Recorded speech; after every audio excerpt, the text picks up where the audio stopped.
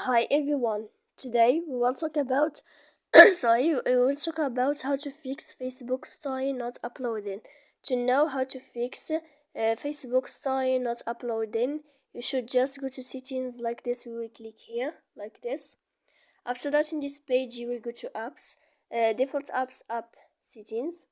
When you will enter here, you will go to find the application of Facebook and you will enter here like this. When you will find this page, you will go down to click for stop, and when you will end this for stop, you will go to click storage here like this, and then in this page you will go down to click clear cache, and then after that you will go to click clear data, and after all that you can turn off your Wi-Fi. So please don't forget to support us by like and subscribe. See you next time in another video.